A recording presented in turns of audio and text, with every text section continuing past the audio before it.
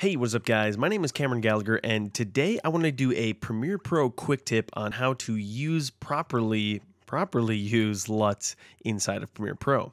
I think a lot of people use LUTs inside of Premiere Pro, but I don't think they understand how to properly use them. So I wanted to go about showing you how you can use them in your color tab and how to manage them properly. So I have some footage here that was shot on the Canon C200, and of course with the Canon C200 we shot in C-Log. So there's two things that we need to do here. We need to convert our log to a Rec 709 profile or whatever profile you want to work in, and then we want to actually put a look on there. So what we're going to do is we're going to click on the color tab here, and there's two different places to put LUTs into in the color tab in the Lumetri panel. One is the input LUT, and then one is the creative. Now the thing to know is that the input LUT is where you want to convert that actual color space. So if you shot in log, you want to convert it to a Rec 709 look in your basic correction, and I'll explain a little bit why. So what I'm going to do is I'm going to click Browse, and this is where we're going to have to go and find our LUTs. Now in my case, I have them saved in a software files. Where are they? There they are. LUTs. And then I have a ton of different ones. Now for this case in point, I'm going to be actually using what is the Lutify utility LUT. So in there they have the log to Rec 709. So again, we shot this in Canon log, so it's going to be Canon Cinema Gamut. What we're going to do is I'm going to click list so I can see these better. So log 3 to Rec 709. There we go. So open. So again, you just have to find wherever you actually put that. Now, what typically you want to do before you put your other LUT on or your creative look is you want to balance your shot out. So in this case, the exposure is a little too hot. I want to add a little more contrast.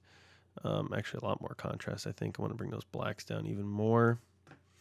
White balance is pretty good, although it looks a touch red. Yep, so we'll pull that just ever so slightly. I think we're going to cool that down. So that looks pretty good. That looks pretty balanced. The windows were overexposed. That was something we went for. So, okay, our shot is balanced and we have our input LUT. Now what? So the next thing we're going to want to do is we're going to actually want to go to Creative tab, and then this is where we're going to import our actual, look, like as if we were doing, the style on top. So in my case, I'm going to go back to Lutify and go to the color grading LUTs. And this time I'm going to go to the standard Rec 709 LUT, because remember, our footage now is in Rec 709.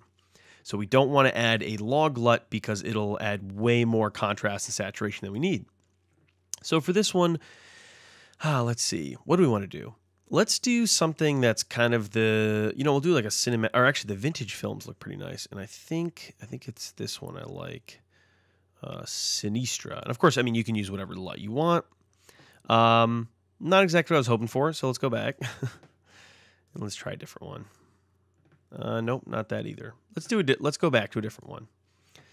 Let's do a vintage, teal and orange. This Mincar, I know I like that one. Cool.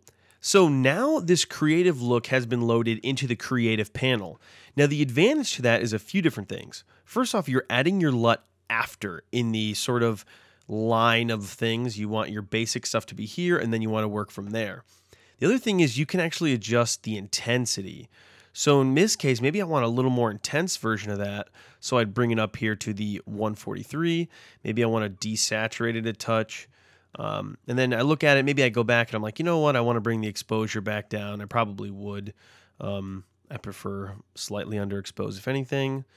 Bring those blacks back down. Cool. So now we have an image. And again, if we just pop those tabs off, we can see that on the basic correction, we added our conversion LUT. And then our creative tab, we added our look and our style. And of course, this is all up to you. You can do it however you want to. But again, this is the proper way to go about doing those LUTs in that order and making sure that you are, again, inputting them properly so your footage is going through the right channels. Anyway, guys, it's been a Premiere Pro quick tip. Thanks for watching. I'll catch you guys later.